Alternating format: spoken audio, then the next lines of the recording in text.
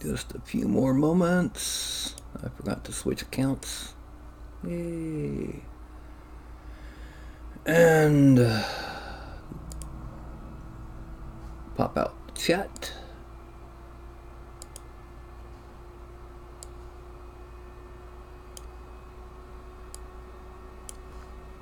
And here we go.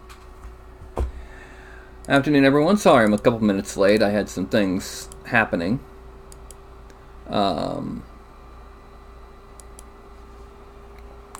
Yeah, so today is not going to be a normal sculpt day, because today's patron is having me sculpt cake topper for his son's wedding. Yeah. Carlton, do you mind? Do you really, really mind? Hey, Jacob. So this afternoon will be a double sculpt. And there is our patron. So this afternoon will be a double-length episode sculpt. Did you have to hop up here, Fuzzbutt? Alright. Let me... Get off. No. Now let me do my work. Go on. And hello, Mr. Dapper Gent. I'm doing fine. Now, I have a few questions for Mr. Massey before I get to sculpting. And the first one is, how large do you want these to be?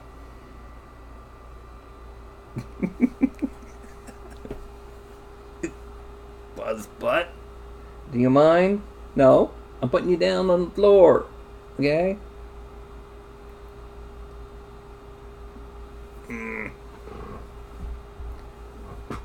That's what happens when you raise a cat that's too affectionate.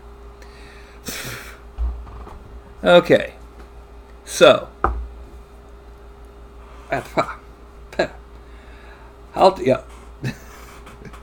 4 to 5 inches. Okay. And the second one is, do you want them to be separate or fused into a single item? And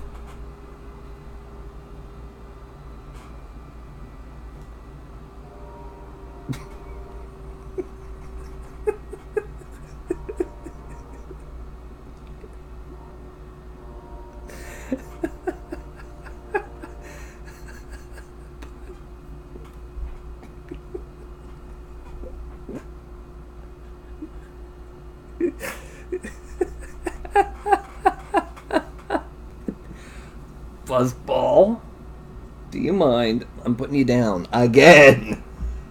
Third time's the charm? Okay. No. Meanwhile, this one is just sitting there. Yeah. Anyway. It's not a matter of easier, because it's literally an extra 10-second step. Literally. Not figuratively, literally. Okay. Now, like I messaged you on Patreon, the second picture that you sent, or the third picture you sent me, because it had the same file name, YouTube just sent the same picture twice. They're standing at a table looking at suits. So I didn't get the one of their comparative height. No. Carlton is being... This is not Carlton. This is Ralph. The other black cat. Do you mind? Do you mind?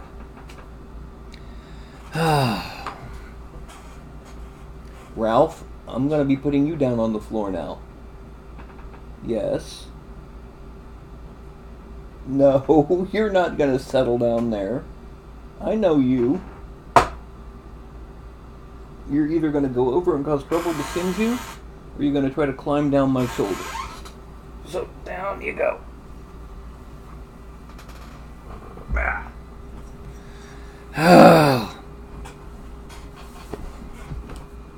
Okay, they were the same. It had different file sizes, but they were the same. Interesting. Anyway. So, about... It's about 4 or 5 inches. Alright, what I'm going to do is I'm going to go ahead and... why can't my snapper snap well? I mean, I can do it like that, but when I'm trying to do it for the transition, it doesn't work. This right here is something I made for scaling outside of in-game scale. So, for example, each one of these larger discs is an inch. Each one of the smaller ones is a centimeter. So, let's take the male, and we're going to scale it up until it's about 4 inches. Now the thing is, at that scale, actually let's make it 4.5. Just a little bit more. At that scale, I am going to have to change some proportions. Specifically, the hands and the head.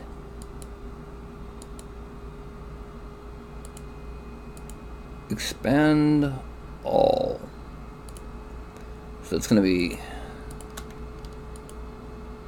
select the hands, and then we're going to scale them down a bit more natural for the height, for the size. We're also going to scale the fingers a little bit longer, which will be X scale, just to make them more hand-shaped. And then the head will also be scaled down to about 90% of the current, about 92.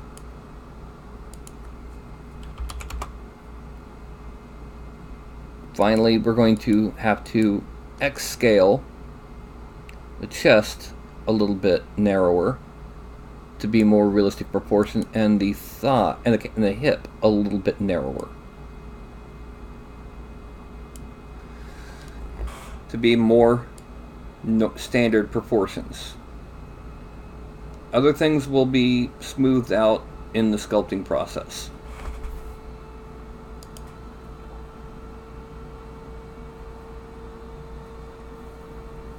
Okay, also, I cannot guarantee that I will even be able to come close to actually looking like them in the face. I can get the general style of her dress, but it won't be exact. Just as a minor warning. And right as I start the show, the battery dies! Yay! Oh, clicked the wrong button. Now, next thing is, it's probably be easier for me to have them fused, come to think of it. Which brings up a point. Who's on the left and who's on the right? And would she like have her hand in his elbow, or what kind of pose are you looking for these things?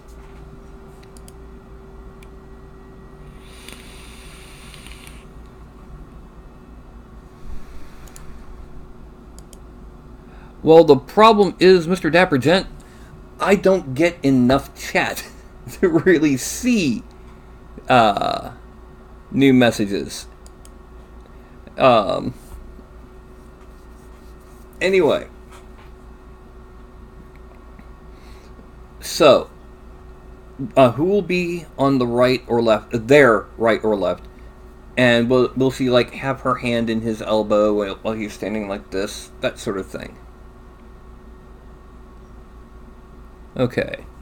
Let me see if I'm gonna have to swing back to this so I can check my email to see if I've gotten your other picture yet.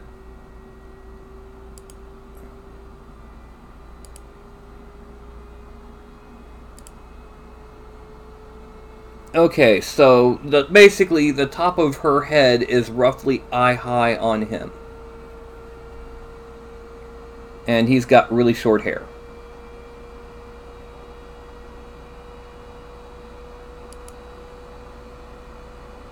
Would that be an accurate statement? Hello, William. Okay.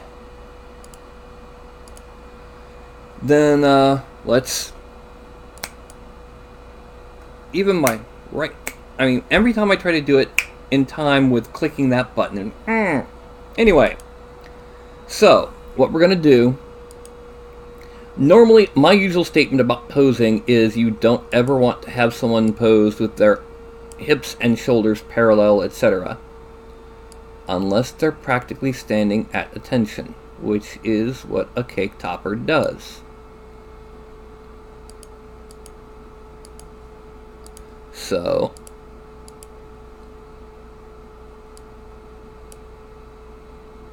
we're going to... Also, will there need to be like a little flat disc under their feet for the topper part? I've never done a cake topper before.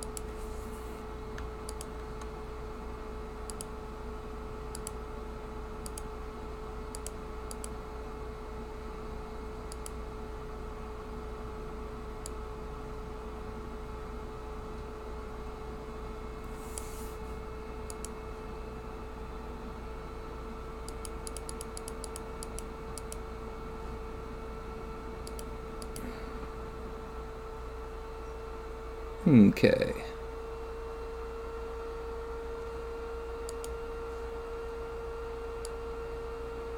Let's... And then Control D to drop him to the ground. And let's check that front view again. Well. I hate it when it does that. Okay, let's... Hold on a second. Alright, yeah, the mouse is invisible.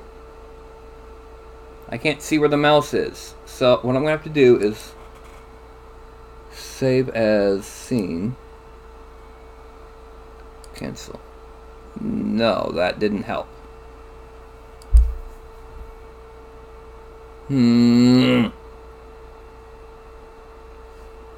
Okay, that's not good.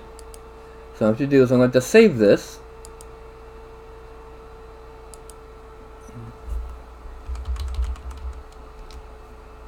And then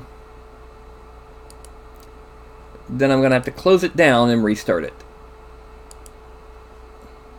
Yay. It's a glitch in Dev Studio. This is literally the first time it's happened on screen. That's how relatively rare it is. And while we're waiting on Dev Studio to show up, I actually got done painting something this morning. Yeah, stupid. I got done painting the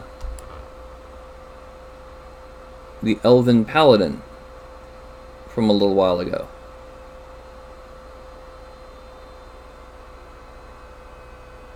Ah, it's back up. Okay. So,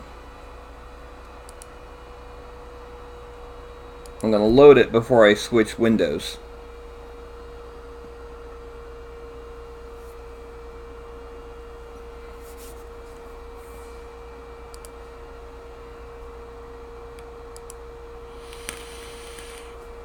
Okay.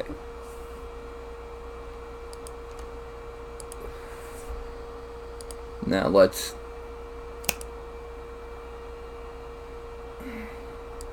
Okay, as we can see, there is a small problem here.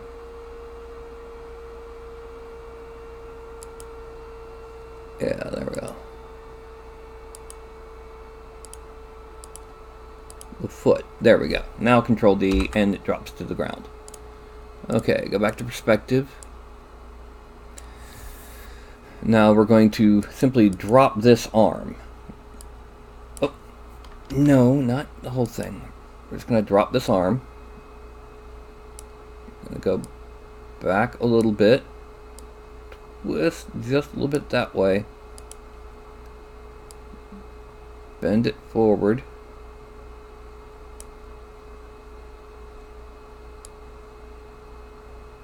And then we're going to bend the fingers just and the thumb just a little bit to make it a bit more relaxed looking.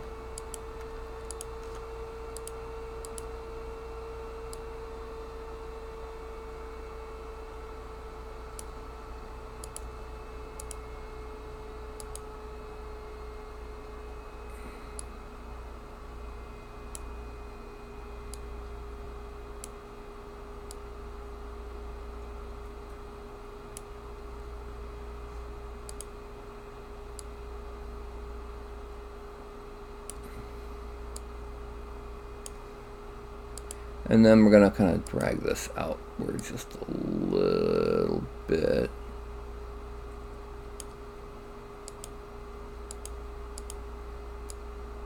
Okay. We're then going to bend this arm. Bend this arm. Twist. We need to have that just a little bit longer for a little bit more natural scale, because again, these were originally based on a non-realistic scale.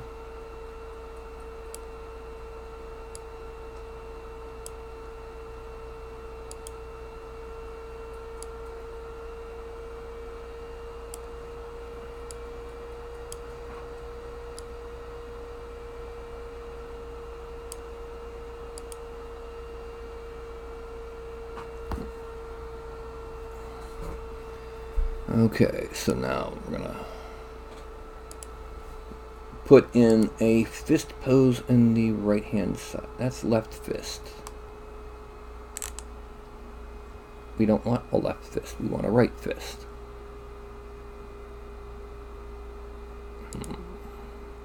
I guess what I can do is put a sword in his hand and then delete the sword.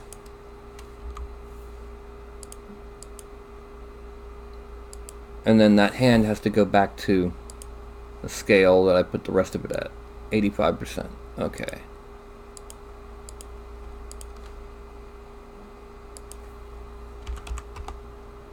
There. And thumb 1 is going to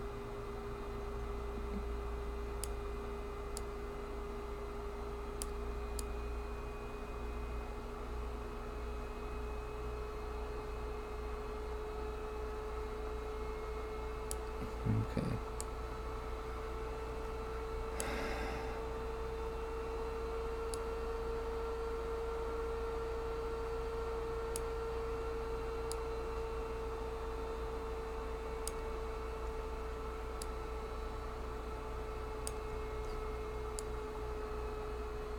Okay, and yes, I will carve it to be a bit more naturalistic.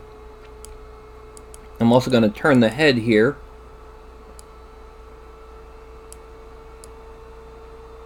so that he's looking down at her. Now we need to load in the female figure.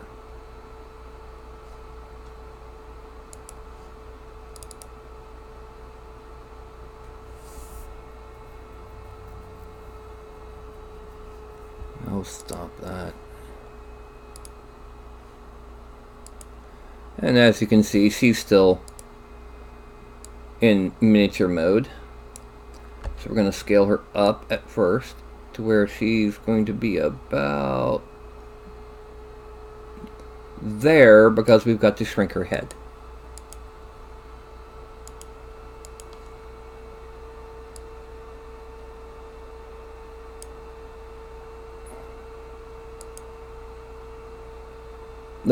She's also probably got a slightly curvier proportions in this than the actual person does.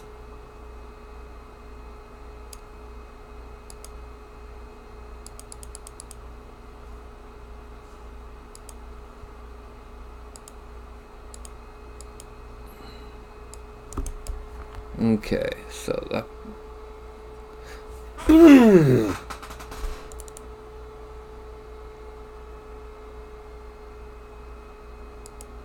Did I? Yeah, I just lost the mouse again.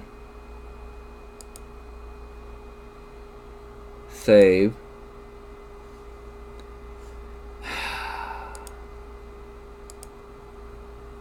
I've never had this happen in a show, let alone twice in one show. Yay!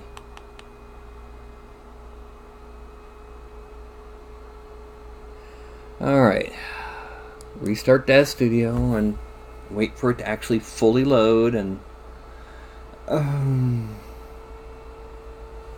Again, I can slenderize the figure to make it be of more natural proportions.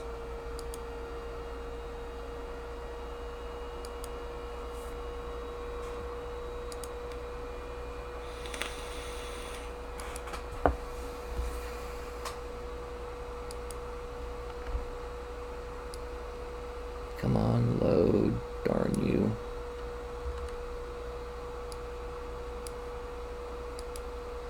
Alright, there we go. Back into the scene.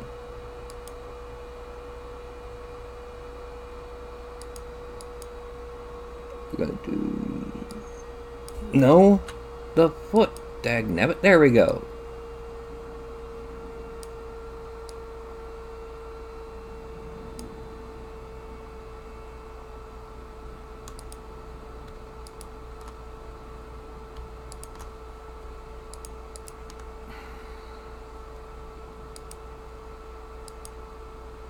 Symmetry, right to left, except D to drop. Let's side to side it one more.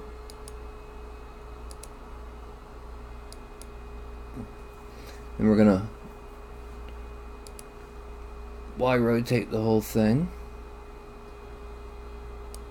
And she needs to be scaled down a little bit more.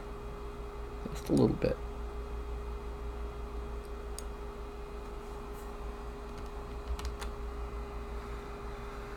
Okay, perspective view.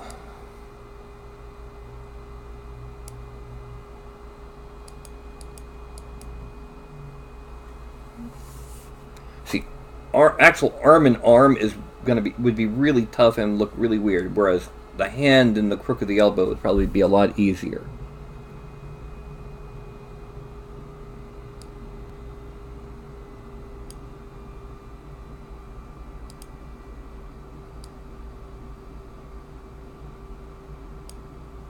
Okay. Now, again, with her, we need to shrink those hands. Her hands are even worse than the male's.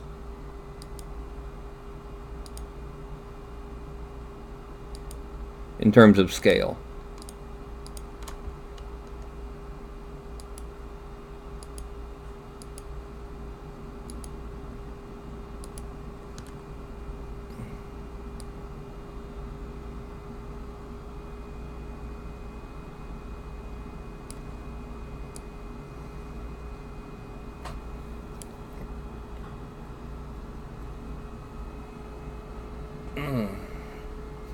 Now,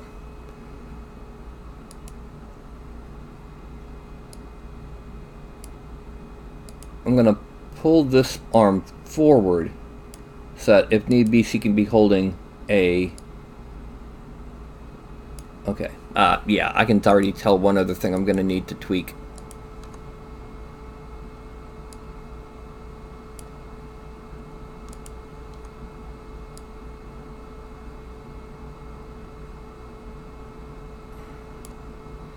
And her arms are way too long. Great for miniatures, horrible for... And then...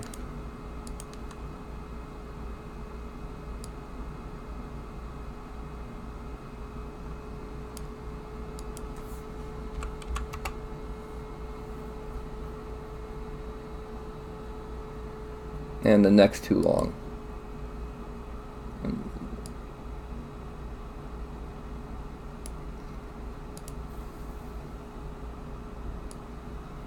And then I'm going to drop this arm down and back a bit.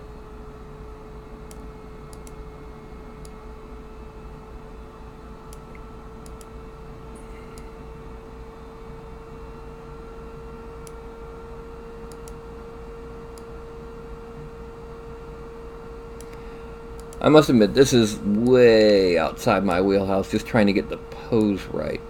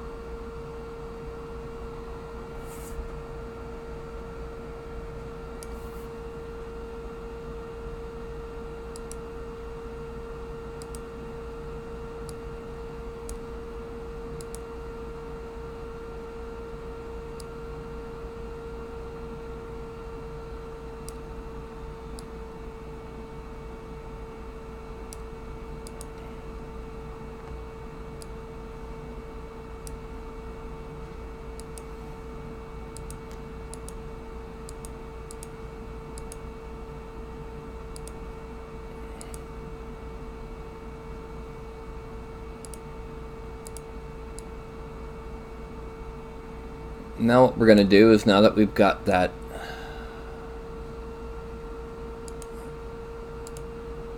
top view, we're going to bring her a little bit closer, which will bend the arm a bit more.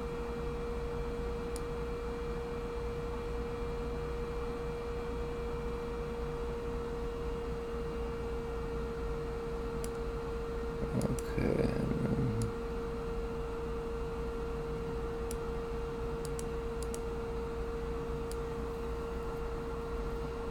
That's about as close as we can put her without their feet blending into each other. Will she have a bouquet or not?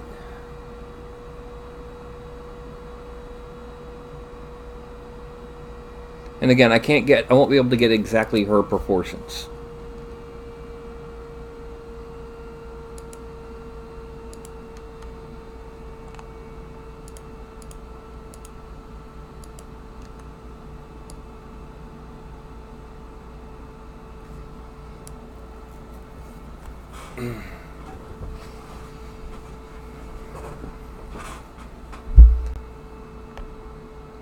Okay, so we need to bring this arm down, actually, just a little bit. There. And then let's twist that.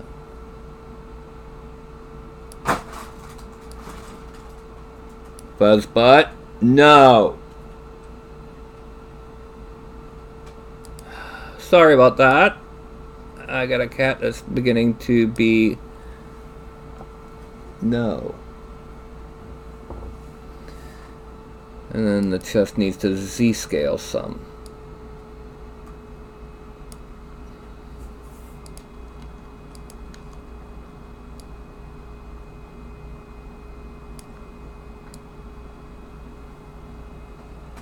Will she have a bouquet or something in her hand? Or... Okay, that's... See, my big problem is I only have one monitor, and what you're seeing right now is what I can see. I don't have the second monitor set up yet because I need to get a power outlet cleared out. Find out where to plug it in.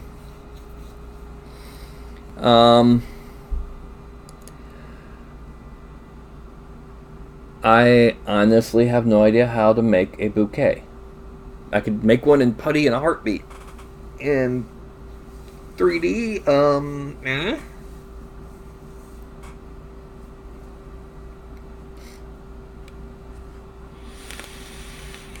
Let's try this. For scale purposes, we're going to export it.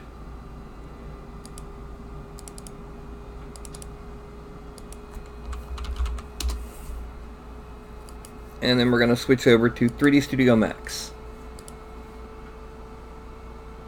Import.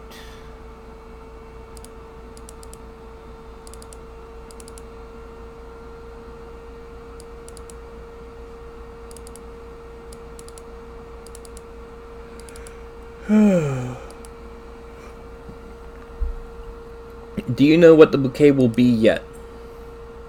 Will it be roses? Will it be... What kind of flowers will it be? Will it be just a poof? Will it be a cone? What do you know anything about the bouquet?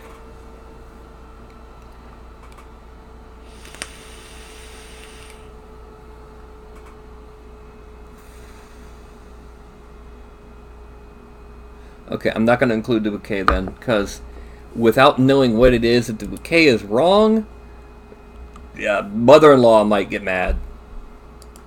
So, back to there.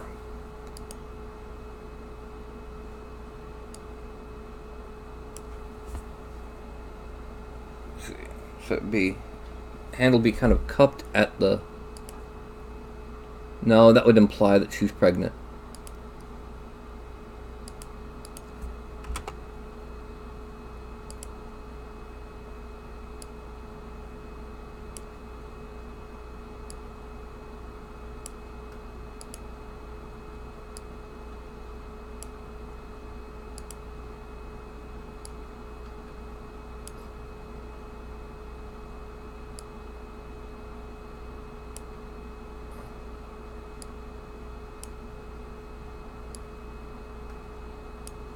Okay.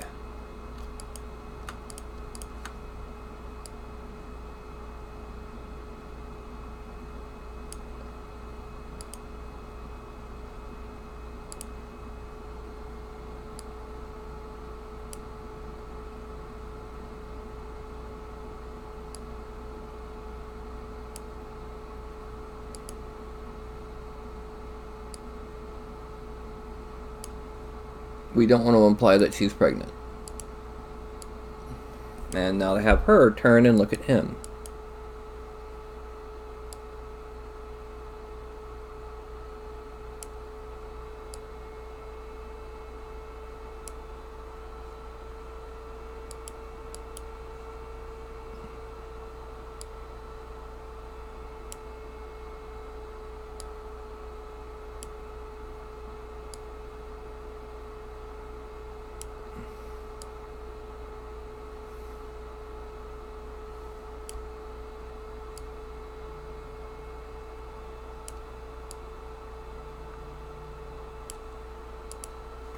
Okay.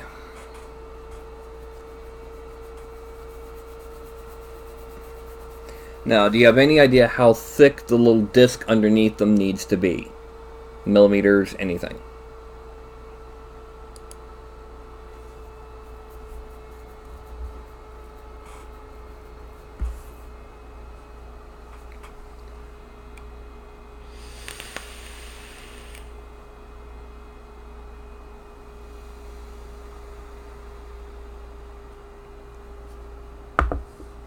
A 1/4 inch? That's pretty thick. I mean,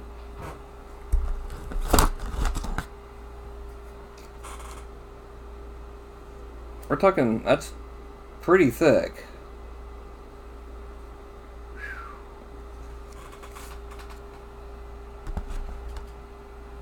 Alright, so let's go ahead and frame this back out.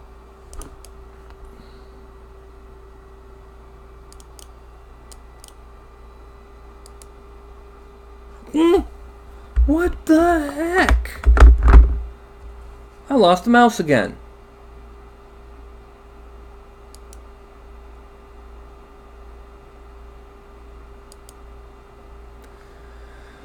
I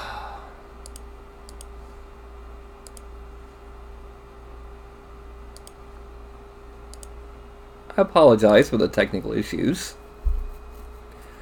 Let's reopen that studio.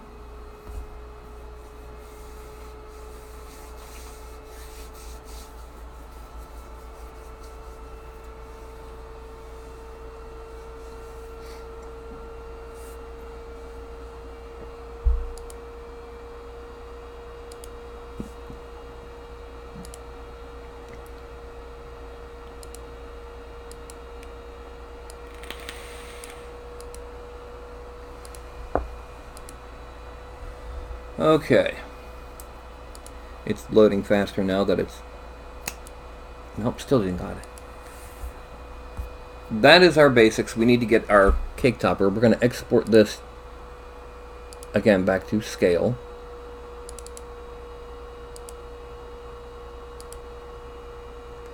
And going over to 3D Studio Max, we're going to import scale.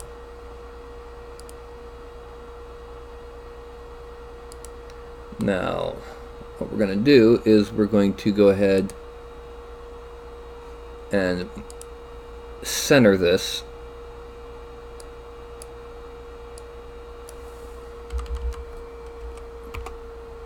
There.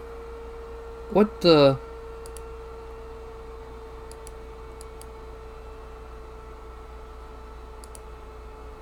this is just for scale. For some reason it decided it didn't like the left toe on her. Anyway, so we're going to go ahead and go to cylinder. Make it big enough for both of them, cover both of them, and then lower down.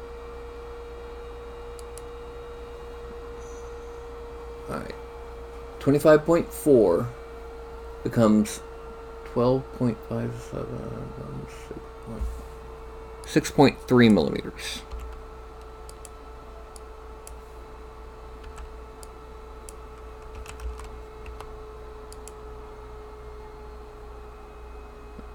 And we're going to bring it up ever so slightly so it's in contact with the fullness of the feet. Also, let's bring it forward ever so slightly just for balance reasons. Edible poly. Select those two edges. Loop. Chamfer.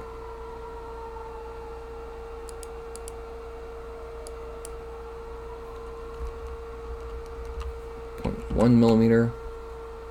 Okay. And then we're going to select here.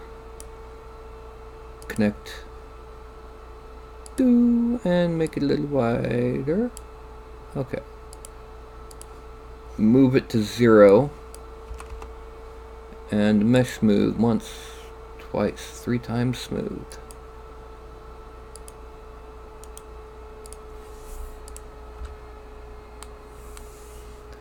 Okay. So that's the base of the cake topper.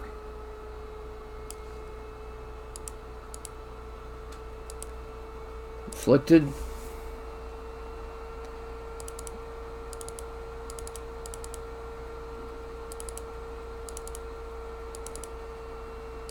OBJ format. Okay. Export. Done. Now, we're going back to Dad Studio. We're going to hide the female. And we're going to export the male.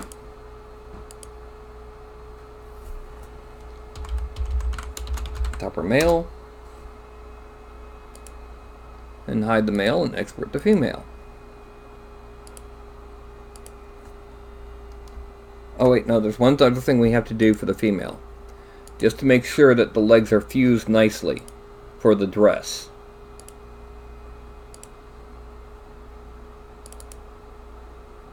There. Now we're going to hide it so we can export the geometry properly.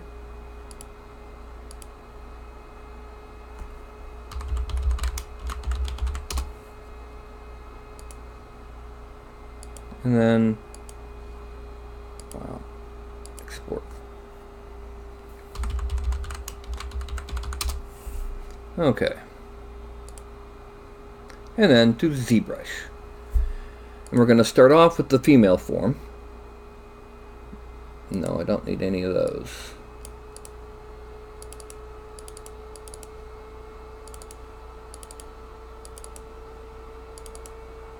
And then draw her in. Append subtool for the male form. And then append a subtool for the base.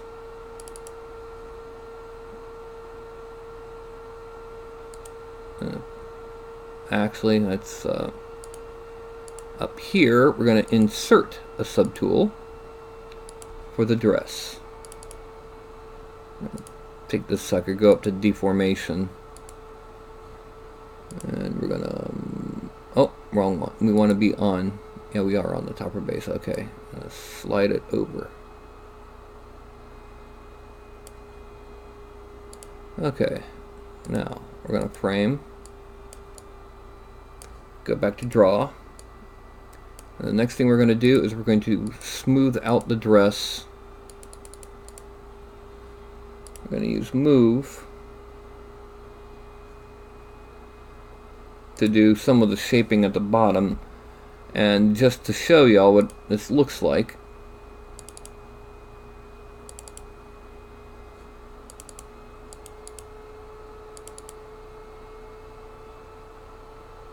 no, it didn't save. Okay, I'm gonna have to come here so I can save that. Otherwise, you'll be looking at my email.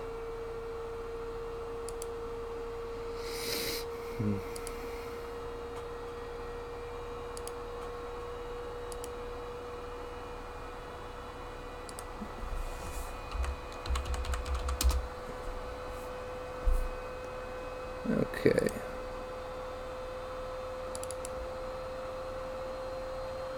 Alright, so it's actually going to be hiding the feet, not hiding the, not moving the myth. So what we're going to do, move, we're going to grab, make it big, and we're going to make it move topological.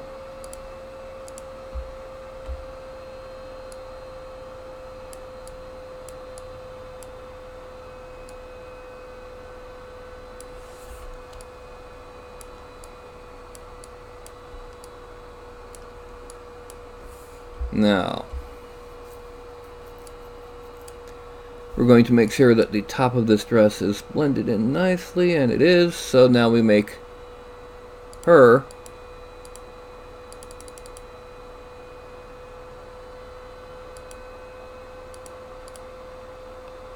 and then we're going to merge down.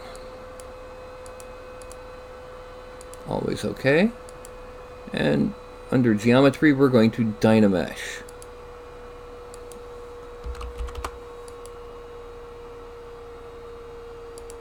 Okay, excellent. Now,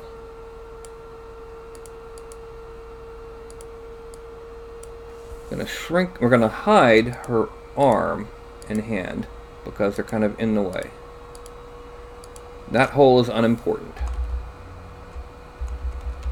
And then we're going to smooth where the dress and the waist meet. We'll be doing the appearance later. Also going to smooth out her arm here and here. And then we're going to smooth out her other elbow.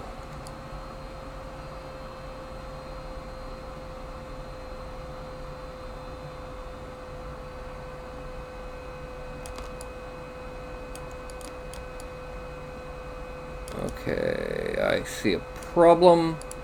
We're going to use some... we need to round out the arm a bit. It would help if I actually had this daggone thing plugged in. I have this habit of using this particular USB port for also transferring files to to thumb drives, so occasionally it's not plugged in. We're going to kind of just very gently.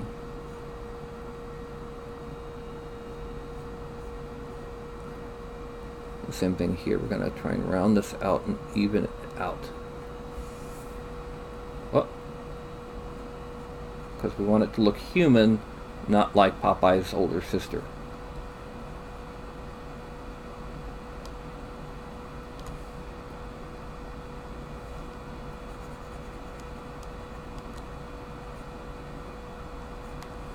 There we go.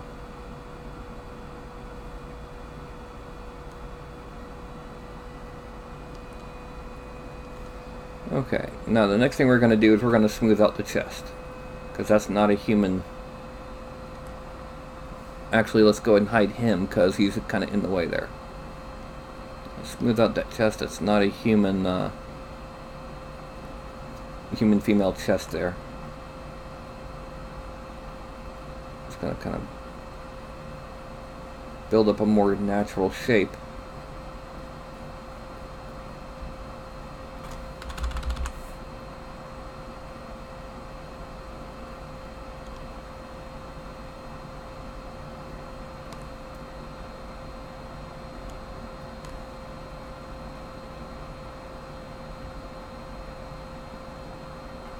Okay, we're going to shrink the arms here a little bit more.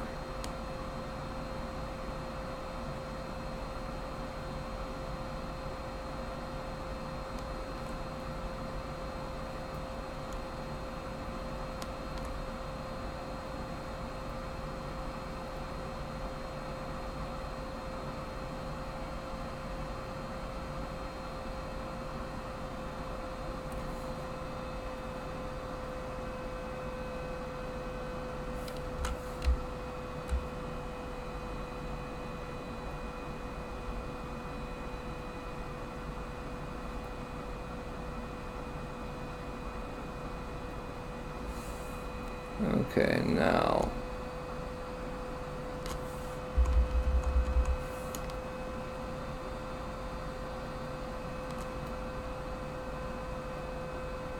there we go.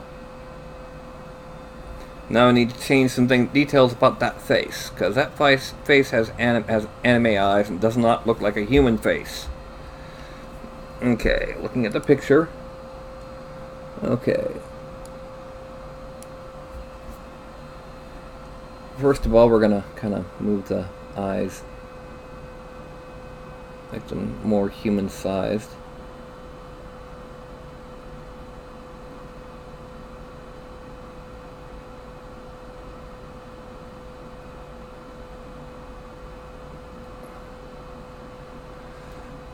The face isn't as square.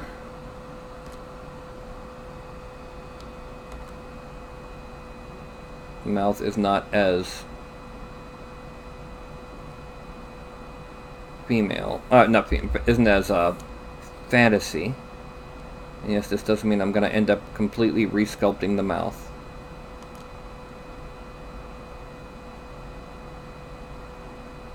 She's also, this is too wide for an actual realistic real-world head. So we're going to bring them in.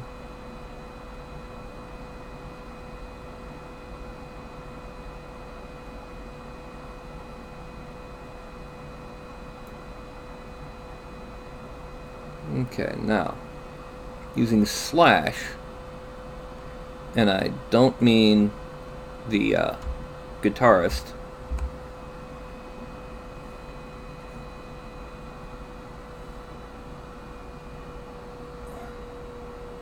First we're going to kind of cut under the nose a little bit more, define it. And now I see we're going to have to move that nose as well, because the nose should be halfway down to the chin. Which means it should be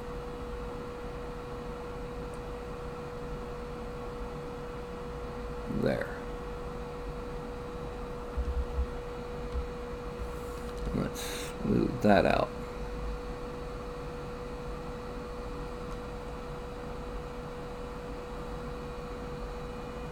Okay, she's got a slightly...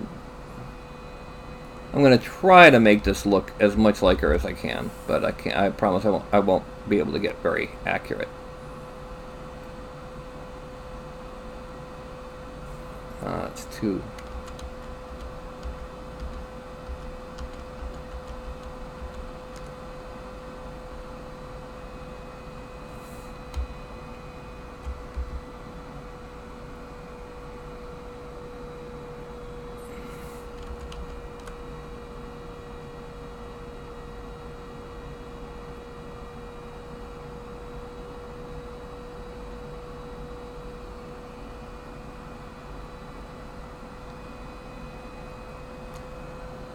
Okay. And now we're gonna make that nose a little bit shorter a bit. Okay. Now, flash.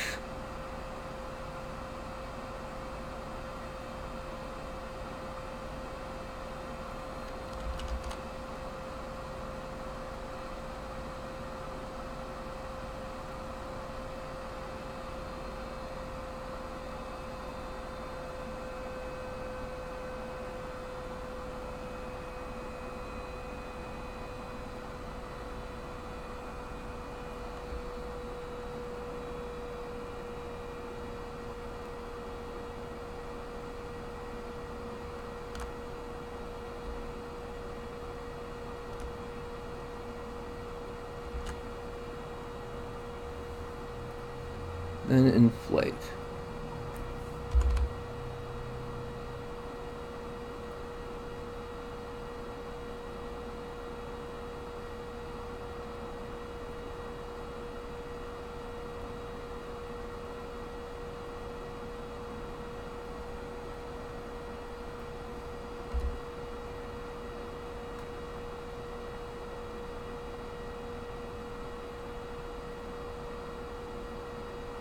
This is not going to look good. I'm sorry. This is just something that it's so far beyond what I normally do. Trying to do a realistic face is just, wow. I should say a realistic, attractive face, because I can do ugly.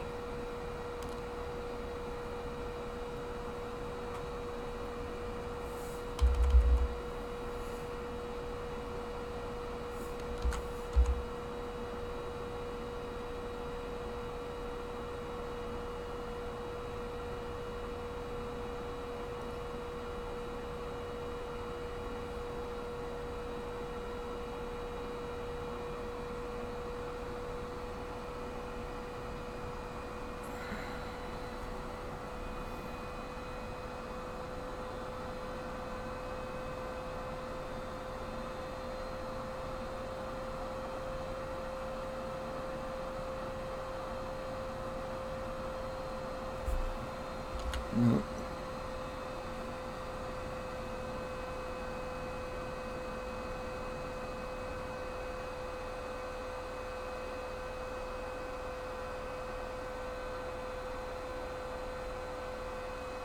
Oh God, no. God, no. Oh.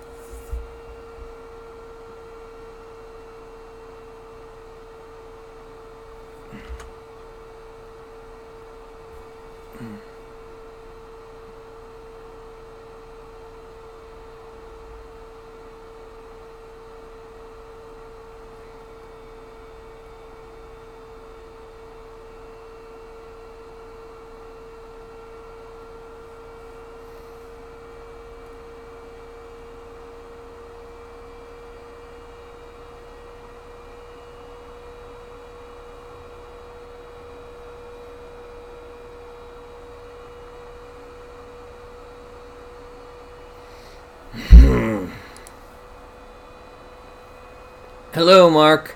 It's me trying to make a vaguely realistic cake topper, and the face is killing me. It is looking inhuman, no matter what I try to do.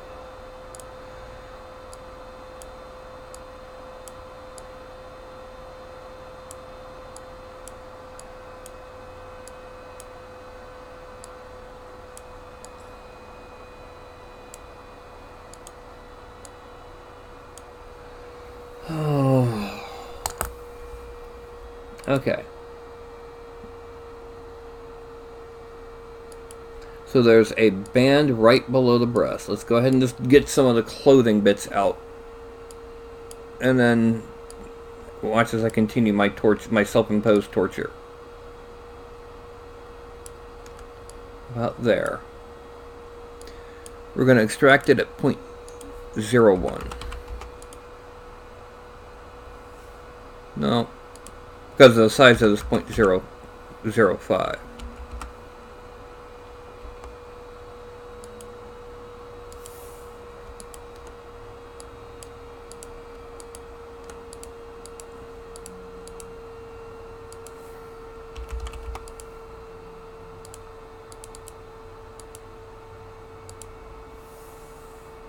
Now, we're going to draw on the sleeves of the dress.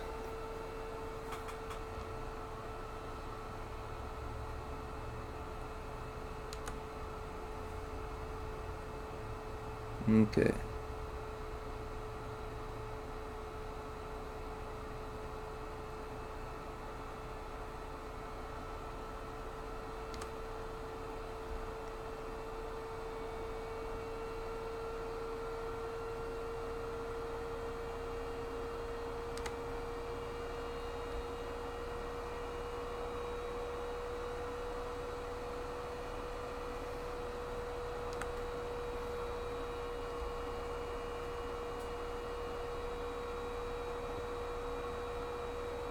I don't have a back view, so I'm going to have to guess at it.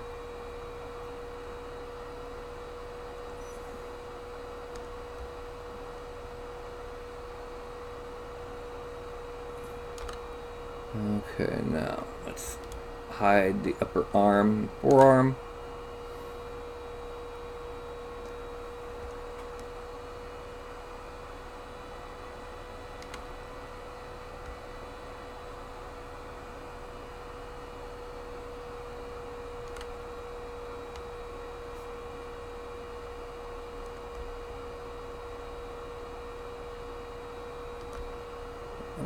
Okay.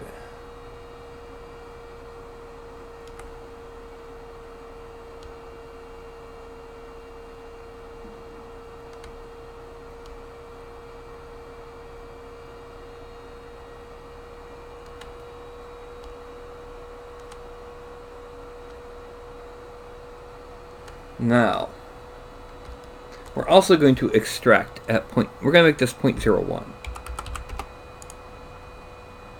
Accept.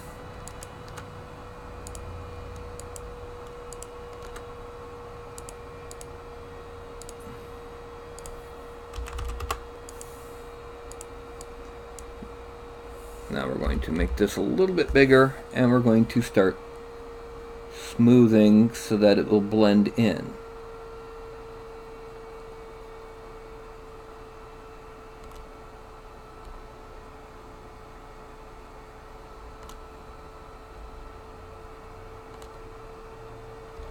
Wait, what? Oh, hell.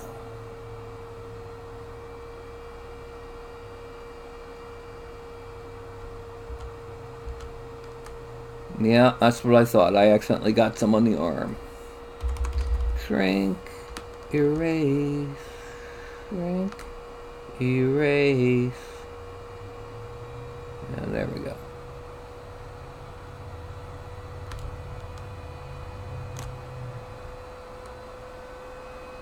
Extract, accept, draw, draw.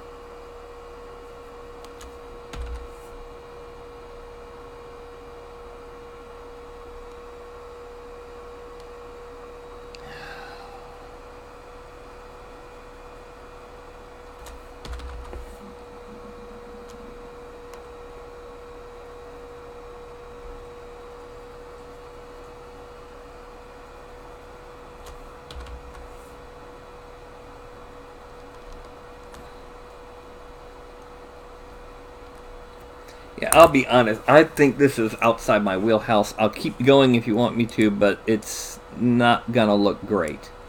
Not at all. It's not gonna be fun.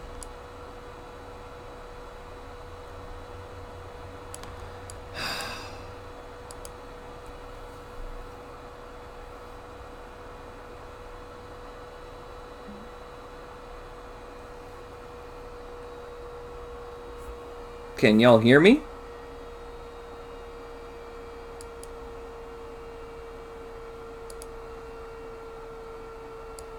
Oh.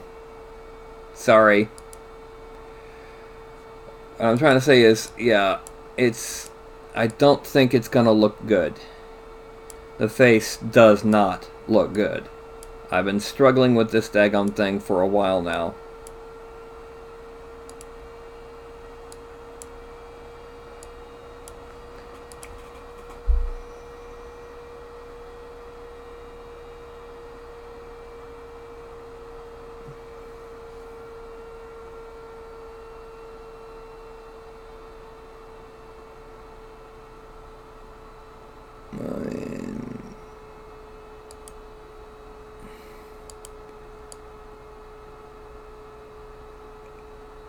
Yeah, I don't think he's going to end up looking very good.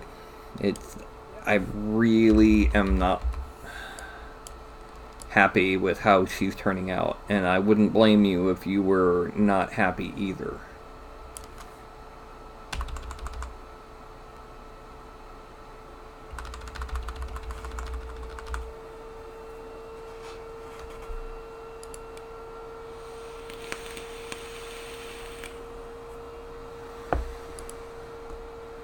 Okay. Well, it's 2 o'clock now. How about this? Can you come back at 8 and do just a classic figure sculpt? You know, a typical fantasy figure.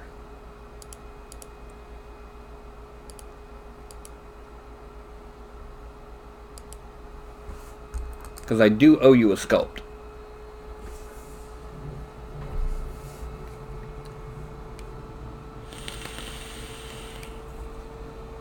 Okay.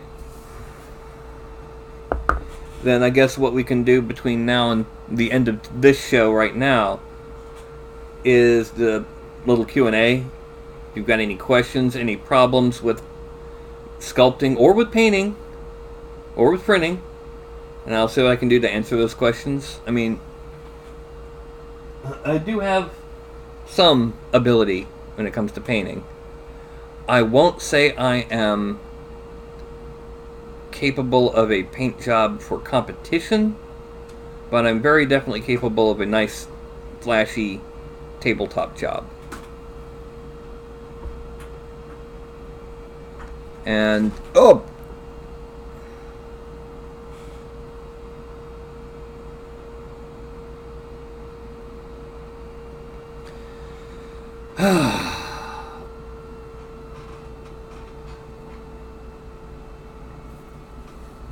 The second I put the tablet down, he prepared for this jump.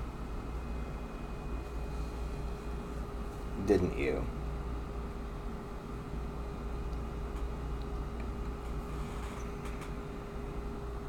Everyone say hello to Carlton. Carlton loves his daddy, as if you couldn't tell.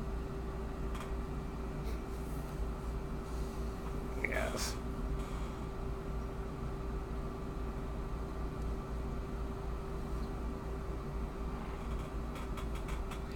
It's your birthday, Gavin! Congratulations! Happy birthday! How old are you, if you don't mind my asking?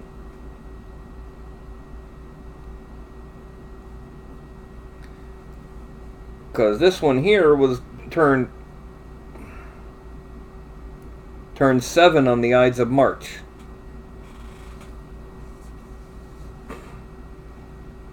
Uh-oh. I think he's going to sleep. Ah, what are you doing? No, he's turning over. Anyway, so do y'all have any questions about sculpting miniatures, about painting miniatures, about cats?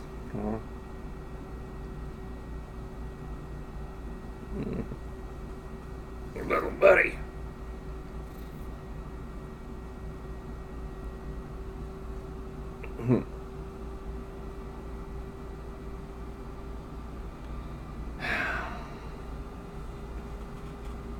Okay.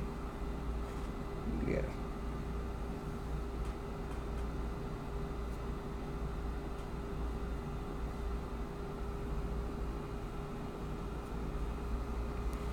That's North American short hair. Just happens to be black fur with gold eyes. Isn't that right?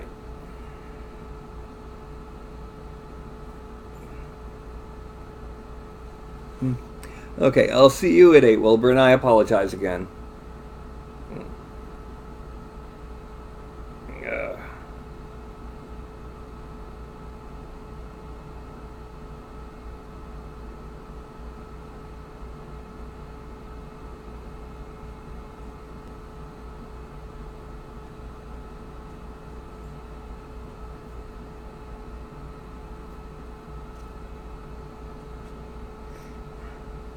Anyone else? Anybody got questions besides what breed is he?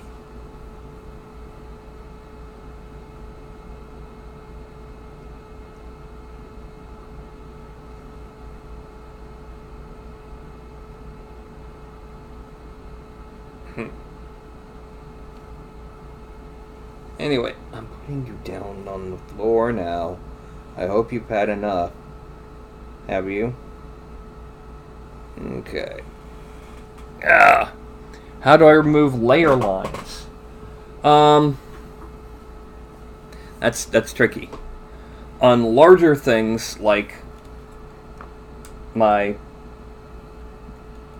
print holders, my paint holders,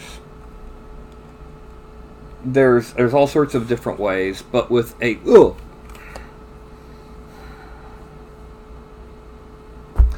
But with a miniature, it's really tough. Because the usual methods like sanding and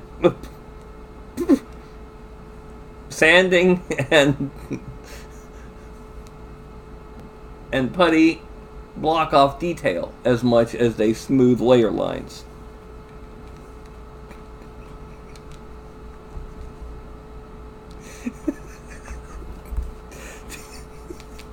You are insane. What are you trying to do? Oh.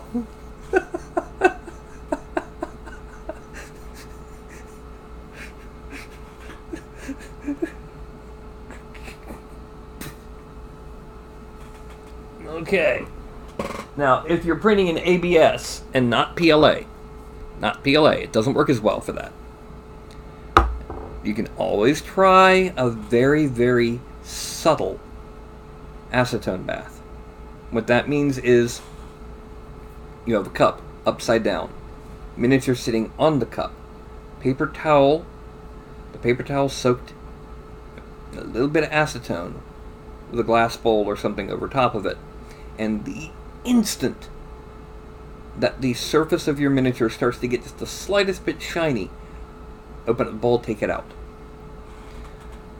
Again, the problem is that will blur detail, especially things like eyes, chainmail, any kind of fine engraving detail will be lost. And I know how hard it can be to get that kind of fine detail in a miniature. The next option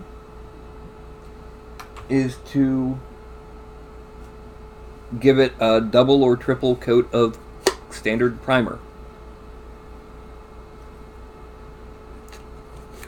Not sandable primer.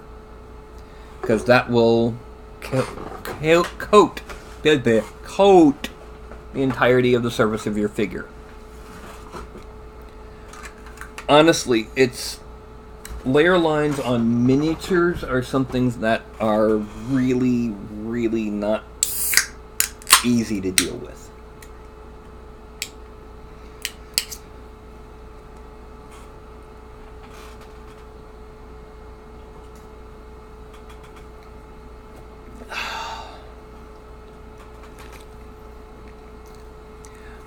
Epoxies, well, really and truly, almost anything that will solve layer lines on an FDM printed miniature will also obscure some of the detail. It all becomes a trade-off on how much detail you want to lose and can afford to lose versus how bad the layer lines are on the figure. Whether you're filling it in with epoxy or primer, you know, whether you're, or if you're filling it in with putty, or if you're trying to sand them down, which even if you got needle files, sanding down every little detail, you seriously would be better off sculpting it out of putty, because you will take less time. I have an Anycubic as well, the Anycubic Photon. And if you plan on doing miniatures,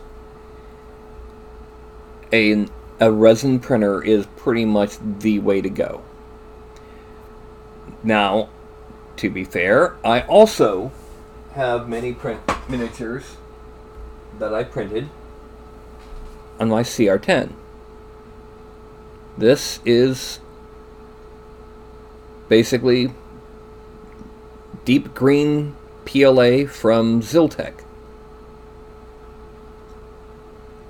But there is a limit to what can be done, and a limit to what you can purify, to de-resinify, I guess you could say. I mean, do I have...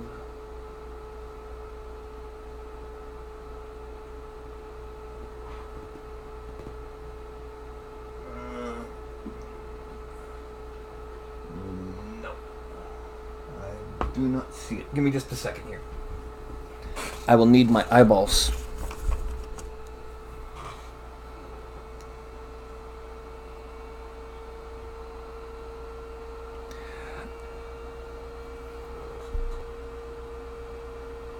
Yeah, or in my case, laundry room. And also the scent of the resin will vary by brand. Some of it really smells bad. Some of it's not. Ralph?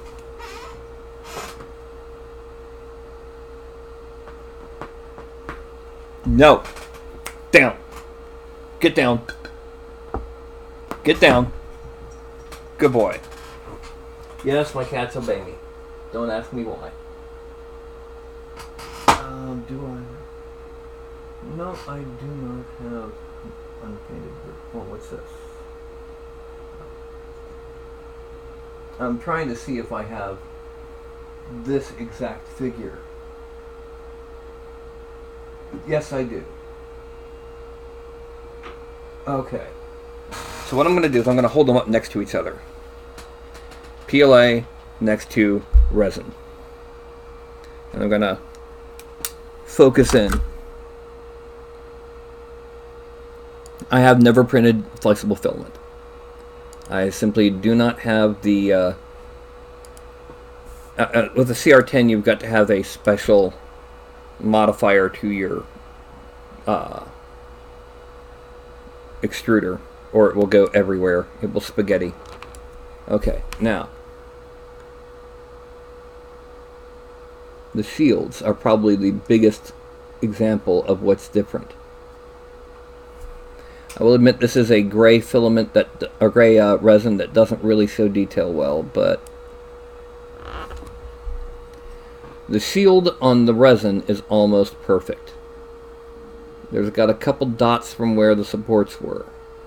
The shield on the FDM is slightly degenerated where the supports were.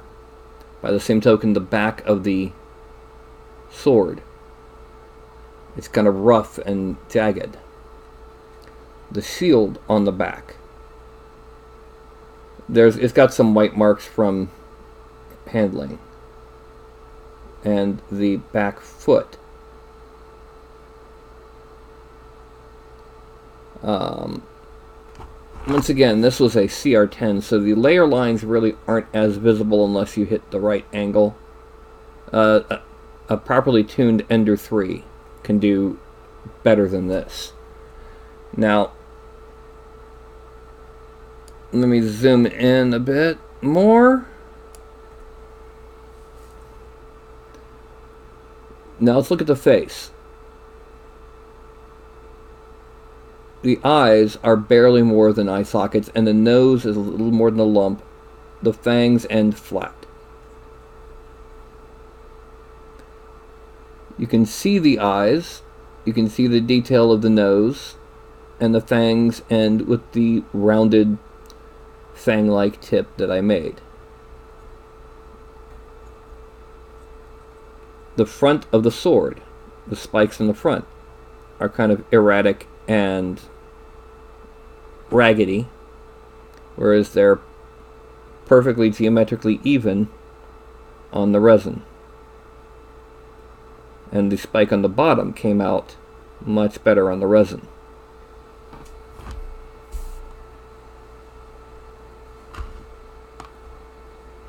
Sometimes yes, but if it's going to be orc number 67, third from the left, it's too much. That's too much modification.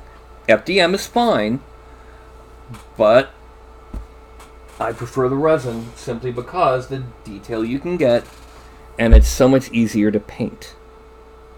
I mean, yeah.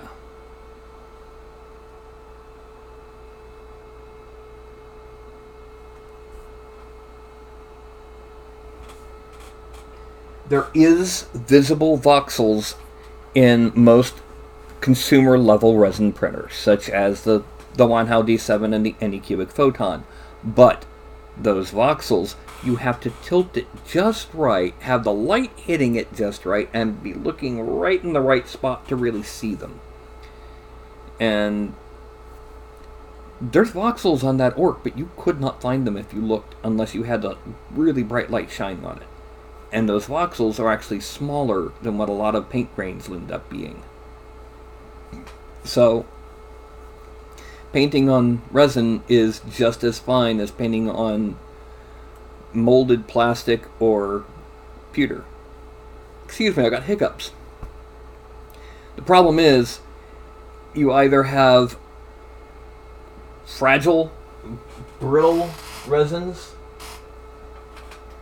that have incredible detail, it's really wonderful to work with, or you have, and they also tend to be clear, and then you just prime it and paint, or you have the more the softer resins that also tend to not keep sharp edges as sharp, very, very slightly more rounded in eventualities.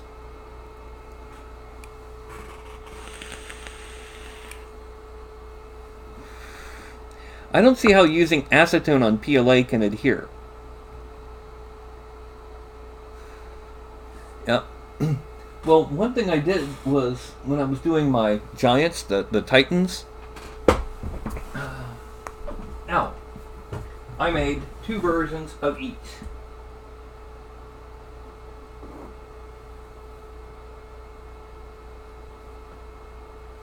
Where did he go?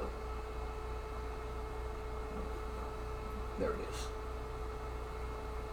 Just to show you. Let's get out Grendel. I made one on my resin printer and one on my CR10. I did not paint the version on the CR10. This is Grendel. And even here, even without me zooming in, you can see that the claws are a little bit erratic compared to the resin. But if I'm just plunking this thing down to represent a troll in my D&D game, odds are it's not going to be painted to begin with. I mean, I tend to only paint either player characters, important baddies, or things for display. Yeah, but acetone doesn't really dissolve PLA. It dissolves ABS, but it's very, very, very weak on PLA. I mean, this is what I use.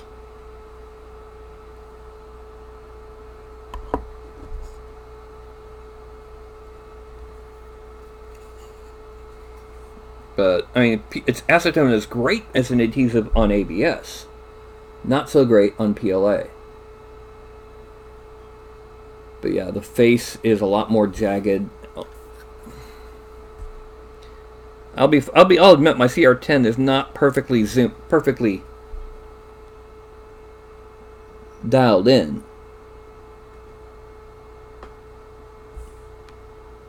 But it's not just that it's a better print, but it also takes less effort to get this print. But I made sure that it would print on both FDM and resin. Funny thing is, Grendel is a one-piece print in resin. Now, he's hollow, but yeah.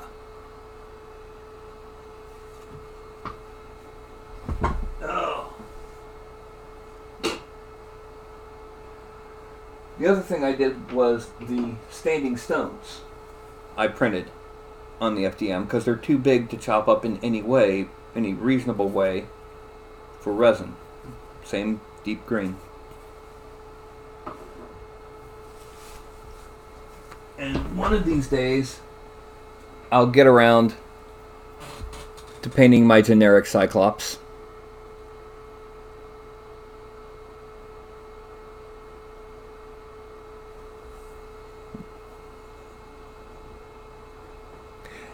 Yeah, it's good enough. It's just one thing to remember is that I painted miniatures from 1984 to around 2004. So 20 years I painted miniatures, and I got to the point where I was winning contests. And then I stopped. And then last year I started up again. So in less than 6 months, I have built myself back up to this tier. I still have a good ways to go. I mean, it's pretty, I mean, I got the advantage that I know exactly what everything is supposed to be and where it's supposed to be because I sculpted the figure. But, there's still I still need to paint the to use some bright silver to edge highlight the rim of this shield.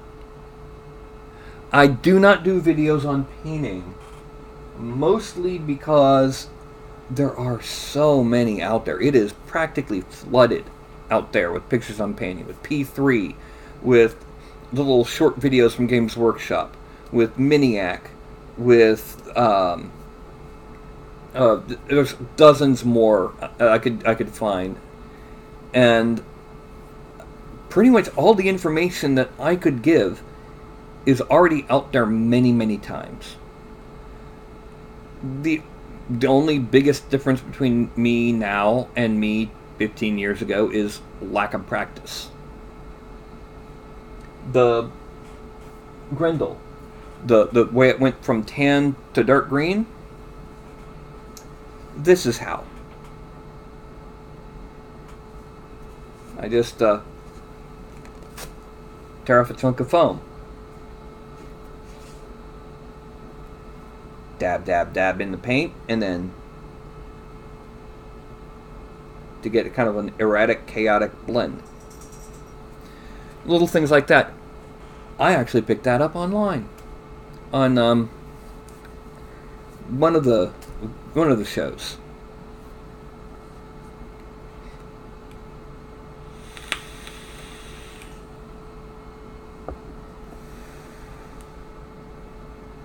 Yeah. It's like when I was painting, a lot of the techniques that are common now were like the secret technique used by that guy over there who doesn't tell nobody. And then, yeah, I mean, we had washes, blending,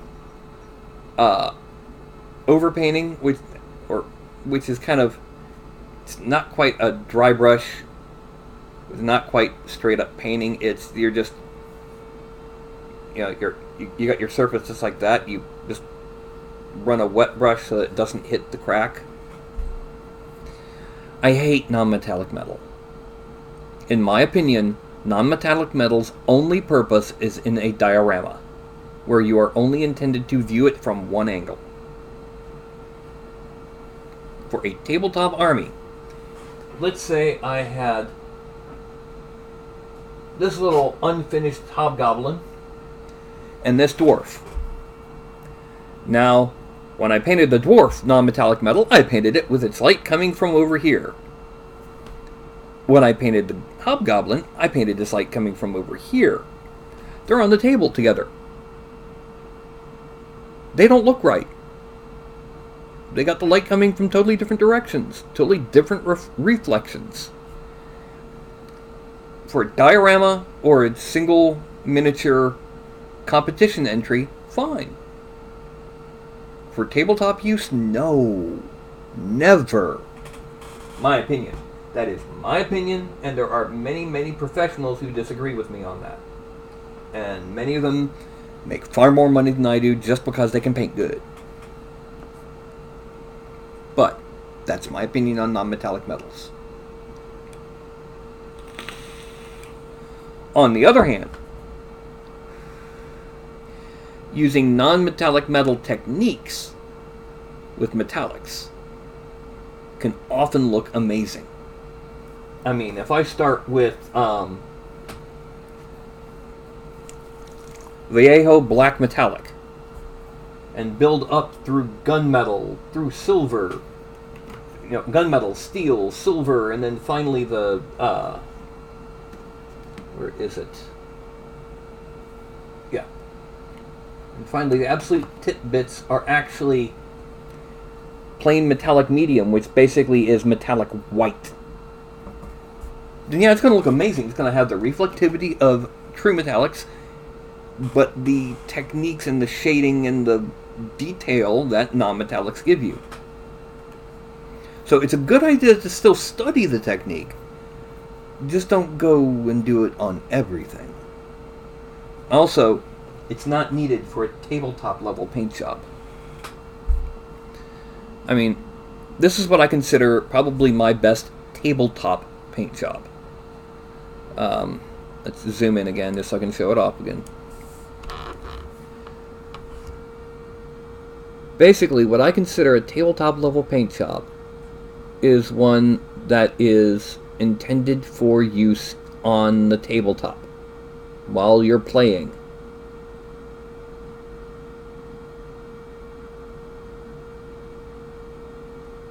This is a tabletop paint job.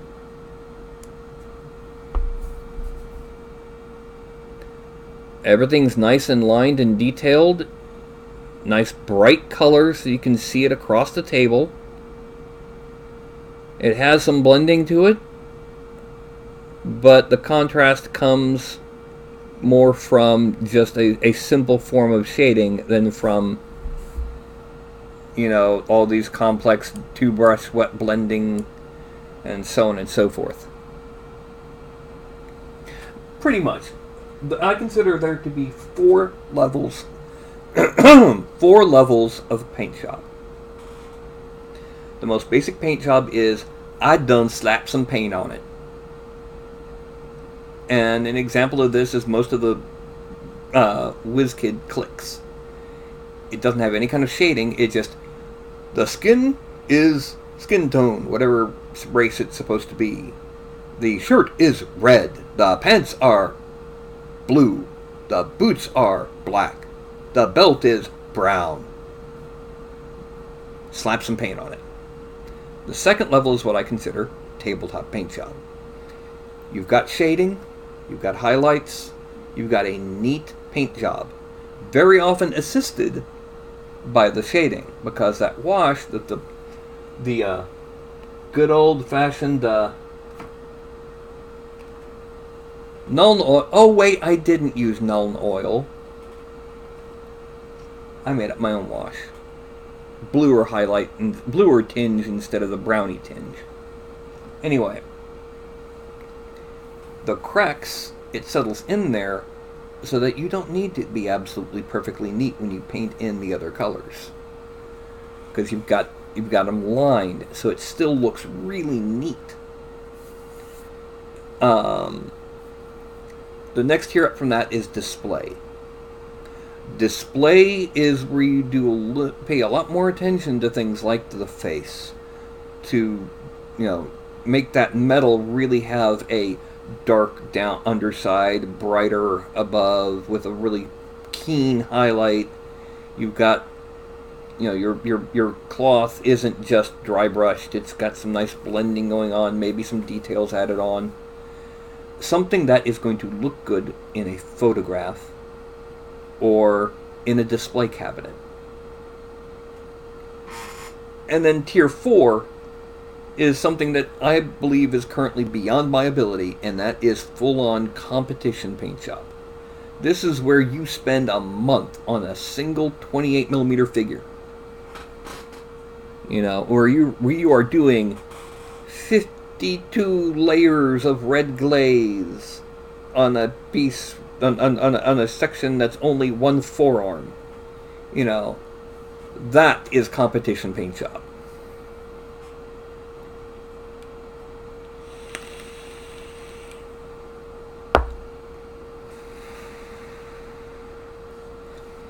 Basically, if you see it on the website for Games Workshop, that's a display paint shop. If you see it on the table at your local Games Workshop store, that's a tabletop paint shop. And if you see it in the Golden Demon Awards or the Crystal Brush, that's competition paint shop. There's no real need to go any better than a solid, neat tabletop level. I mean, if I can look across the table and see that, we're up, don't fall over, and see that this dwarf has a blue shield and a red beard, so he's part of that unit. I don't have to pull it in close to see that he's got his eagle painted in gold, and that, the detailing like that. I don't need to. I just need to be able to see across the table. Okay, he's got blue trim on his tunic, and he's got a blue shield.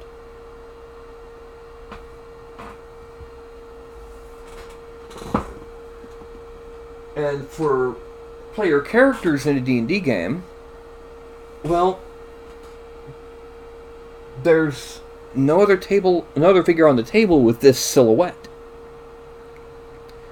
So the one with the wand and the wavy braid, oh yeah, that's Caroline's figure.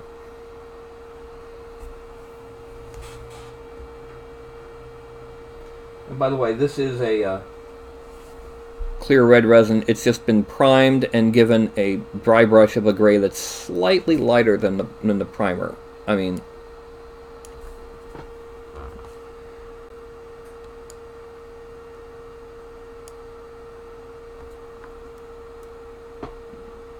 basically, like I said, it's been primed and then I dry brushed it just so that it could pick out all the details.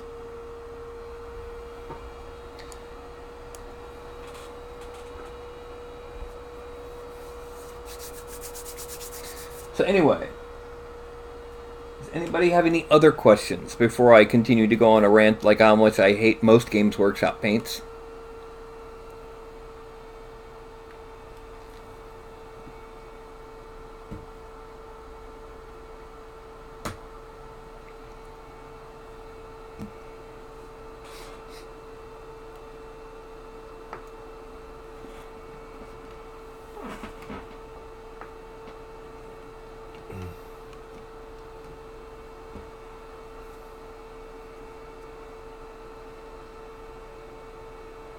Where is it?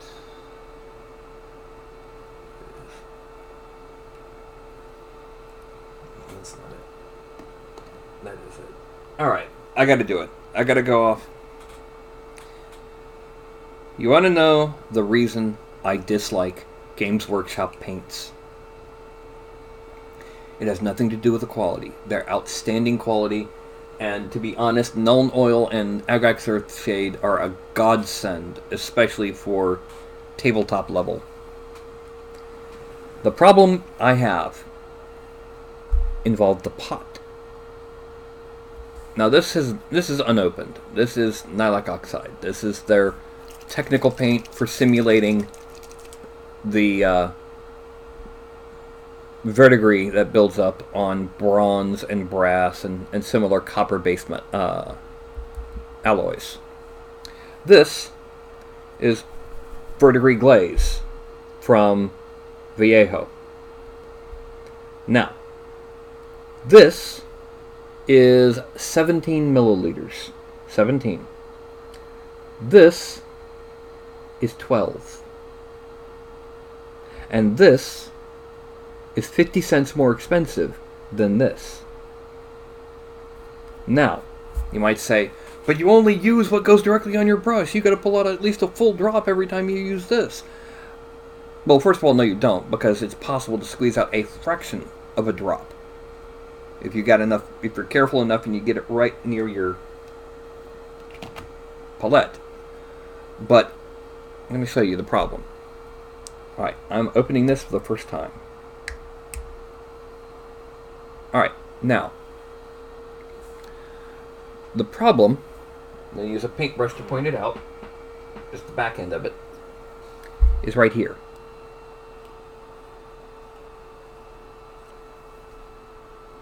If you are not careful, paint will build up back in here.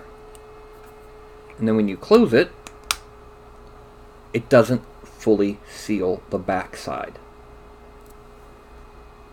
And your paint will dry out.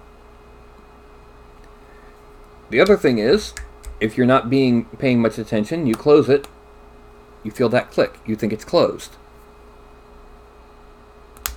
No, it wasn't. So not only do you get less for the money, 5 milliliters less, not almost a third less. You get almost half again more paint with the Vallejo and the Army Painter. And pay 50 cents or $1 more, you get it in a pot that if you are not very careful, and if you don't, number one, keep that back clean, and number two, make sure that you're pushing down on the back when you close it, could dry out before you even get halfway through that bottle. That is why I do not like Citadel paints.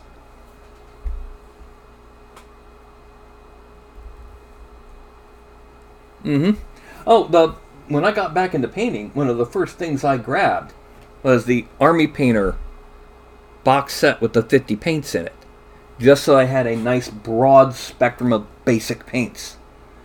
And then, every time I went to the local hobby shop, they've got racks and racks of Vallejo.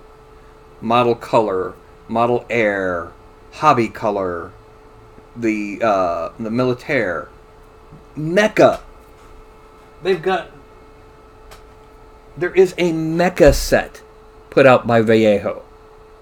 Albeit it is thinned down like Model Air. And I'll just go in, I need a slightly redder brown. And now, that's what I've got. I've got almost every color I could need. I also don't use, never, ever, ever, ever, ever use Lyman Medium. Ever. It's a waste. That 12-ounce bottle for $5, or instead, where is it?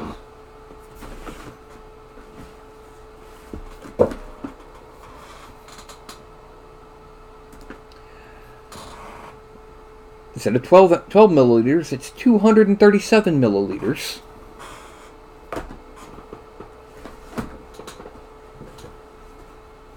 And then for washes, bam. 6 parts water, 3.5 parts matte medium, half a part flow aid. For glazes, bam. 6.5 matte medium, 3 parts water, half a part flow aid. Bam. And I've tested it. That's what this is. This is blue and black inks from Vallejo mixed with that wash mixture, and that's what I used on him, on everything that is steel on him, and it worked beautifully.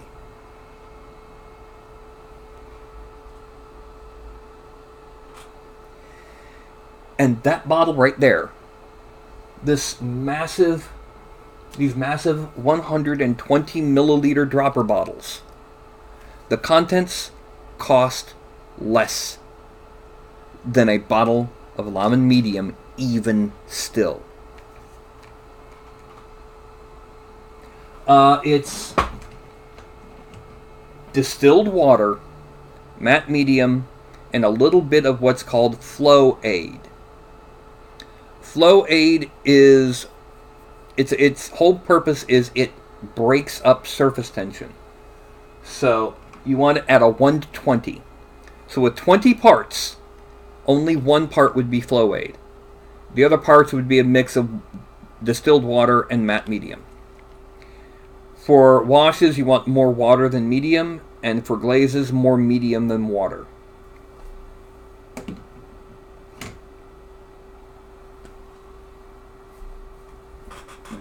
Pull it out. That's not bad. That's it. This. Liquitex Flow Aid.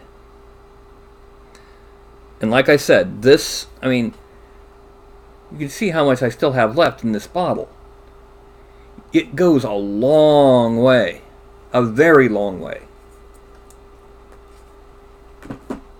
And it breaks up the surface tension of the water, which means that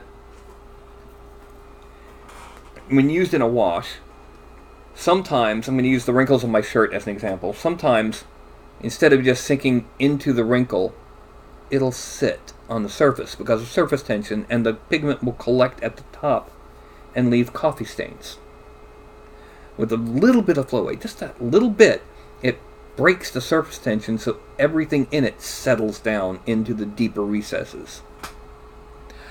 The only varnishes I use, I have a spray matte varnish, and if I have something that's supposed to be glossy, I'll go back over it, admittedly, with Vallejo Gloss Varnish.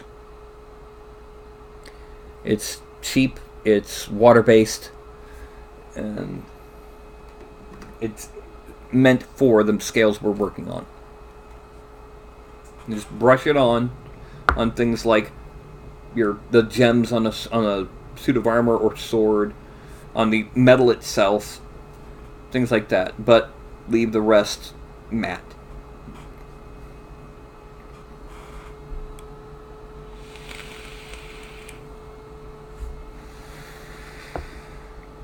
Do I have anything with this?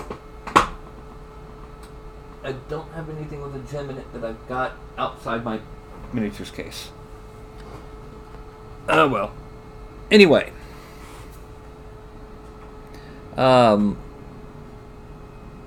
Yeah, it's better with varnish. It's definitely better to do it in layers than to do one big glop, because that one big glop will chip, and it will peel away and take with it the paint underneath it. Not fun. Not fun at all.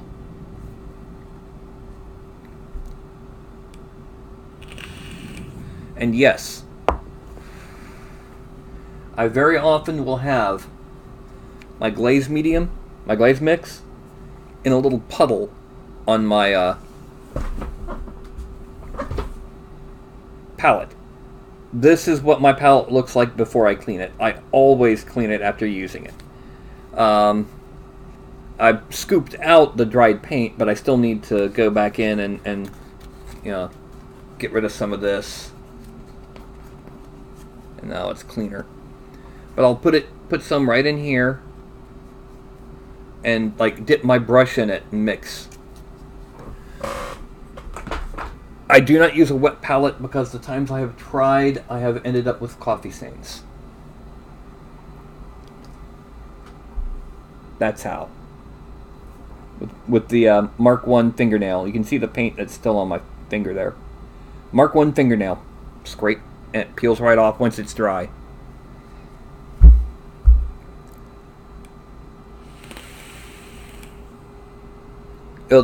That plastic is made for paint to peel right off.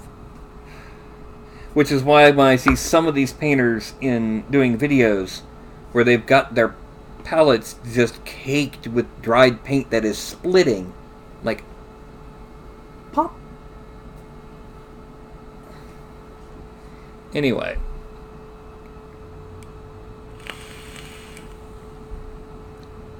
Don't ask me any questions about stripping models. I haven't stripped paint from a figure even back when I was painting on a regular basis. And now that I'm painting mostly my own prints, if I screw up a figure bad enough, instead of stripping it, I'll just print a new one.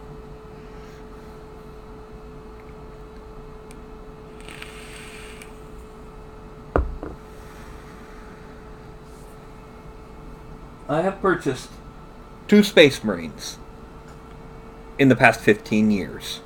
Right back.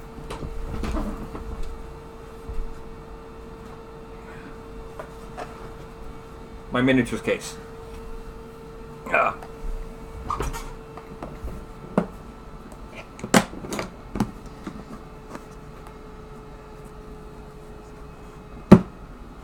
These 2.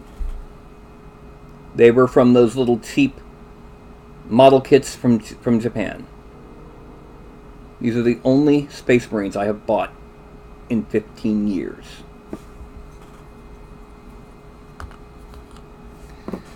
Simply because I lost all interest in Warhammer 40k when it turned into spreadsheet 40k. When it went from who's the best tactician on the tabletop to who can squeeze out the most number of +1s on this and that. But yeah, this guy here with pistol and bolter. This guy here with the rocket launcher. I might paint them up simply because I haven't painted so many in so many years. But yeah.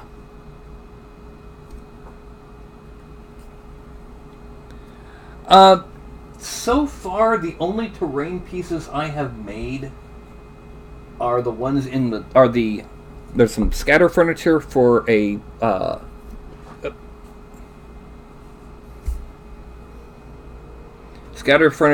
mead hall,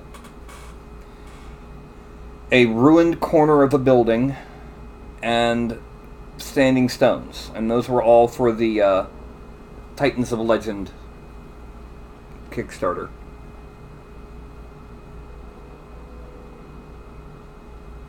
Yeah.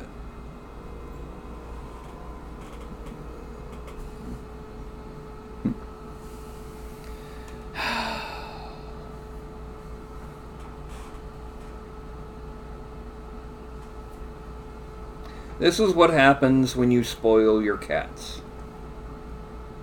And they adore you, isn't it? Gak!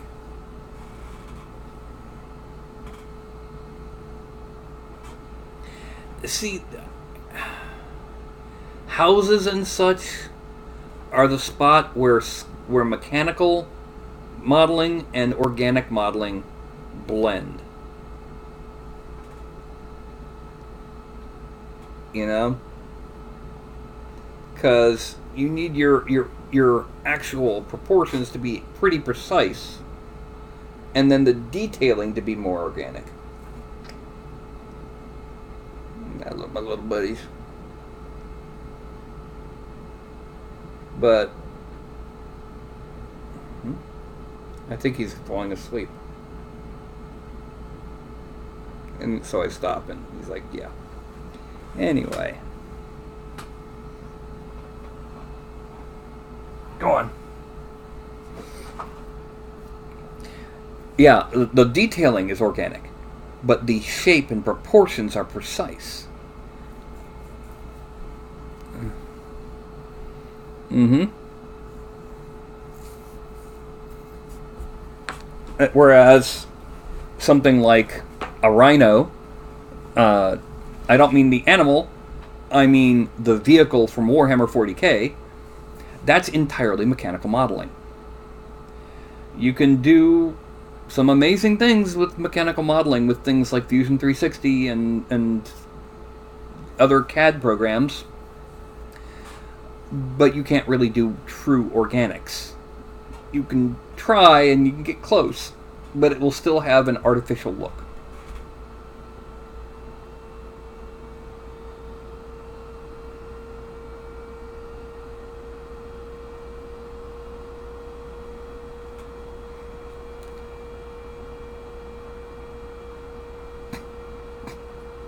Carlton, get down. Please. Please get down.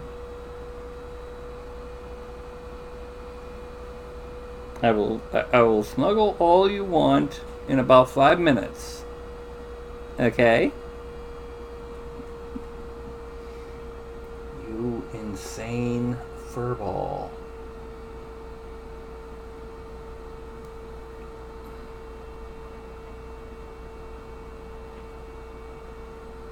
So anyway, yes, ZBrush is the god of organic modeling. However, ZModeler within ZBrush lets you do some mechanical. I have not experimented with ZModeler, mostly because I've got 3D Studio Max, and I can do some precision work with that. Not as good as AutoCAD or Tinkercad or anything like that, but some pretty good nonetheless. Anyway, it is now 3 minutes till 3. I'm going to go ahead and sign out. And, yeah, I've never taken a course. But I'm going to go ahead and sign out. And, by doing some, I refreshed the page so that I could, and there any lag was taken care of. I'm going to have my hand up here. I'm going to count down from 5 to 1. When I get to 1, I'm going to say something goofy, and go to ee. When I see my finger do that, I log out. And I will be back tonight at 8, which would be in right at about 5 hours if you're not in Central United States time. Okay, so that's going to be 5, 4, 3, 2, and a 1. Did you know that if you open up a old school G.I. Joe, there's a rubber band inside? Cut that rubber band, and they do ragdolling.